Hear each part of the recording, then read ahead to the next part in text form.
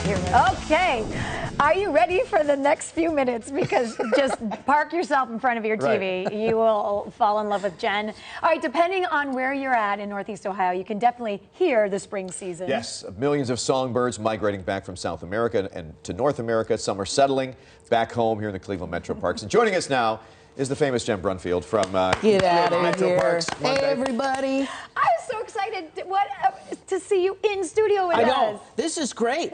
We could do this every day. Bird report, morning bird report. We get the weather, you know, everything up in the background. But there's a lot going on. Right now, it's May 1st. Happy May. Happy May. And that is like the beginning of songbird migration. So like Todd said, I'm so proud of Todd because he said they're coming up from South America, Central America, Mexico, on their way up to the boreal forest in Canada. And so what does that mean for, you know, us here in Cleveland? Well, with Cleveland Metro Parks Emerald Necklace around the city and lakefront properties, we send and receive. Oh, that's a great image. That's the weather radar. If you could keep that one up there. Okay, keep that up. Yeah, just for a second. What that is, this is super important. Those massive sort of blue donuts that you see there, that is NexRad images of birds actively migrating. Wow. When you look at, you can see the storms off to the East Coast over the Appalachians, and the storms over the Midwest there. But you can see birds actively migrating on radar every single night. It is fascinating. So that every night throughout the year, or just like in this time of season right so now? Spring and fall migration. So spring migration for us really begins in late March. April, it starts ramping up. Southwest winds come up through along the Gulf Coast, up through the Midwest, and birds are instigated by changing light and positions of stars in the sky. Wow. And so birds that are even down in South America, Central America, are instigated by something else. You know, we could have a day at 80 degrees, everybody's partying here, going down to Edgewater, the beach. Birds down in Central America have no idea, weather-wise, what's happening here. How would they? But they're instigated by stars, star patterns in the sky, and the amount of light. So I'm fascinated because the last few years I've had a barn swallows making the mud nest at my house. And in reading a lot about them, because they've been coming in like May and June, early, like late, like mid, around this time, May to June.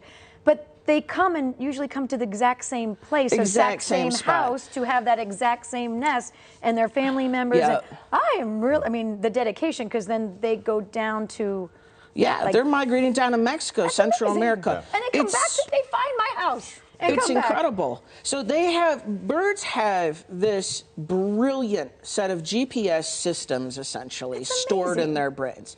And some of these birds that are born as a nestling, as a juvenile on the Arctic tundra, all right, the little shorebird species is able to migrate solo down to the tip of Argentina if that's its wintering grounds. That information is established, is stored genetically in its mind, and it's able to make the trip back up. So if they tease you and say you bird brain, say thank you. It's brilliant. Say thank you because I'm very smart. Yep. What kind of birds are we going to be seeing now? What should we look for, and where do we look for them? Awesome. Best place to see it is. Listen, I'm going to hit it just hard. tee this off, and then we're going to sit back and relax. It's Jen's time now. So do it. This is great. Okay, let me adjust myself. So, best places to see migrant birds are always on the lakefront. But our other corridor reservations, like Rocky River Reservation, Mill Stream Run Reservation, North Chagrin, South Chagrin, have incredible habitat to provide those birds food and areas to rest and refuel. So go there. Orioles, fan favorites, Orioles, hummingbirds are here. They just arrived the past couple days. If you are interested in putting a feeder out for them, now would be the time. The big waves have yet to come, but we've had some big pulses of migration the past couple of days when we have those clear evenings and southwest winds. So watch for that to happen. This weekend's going to be big.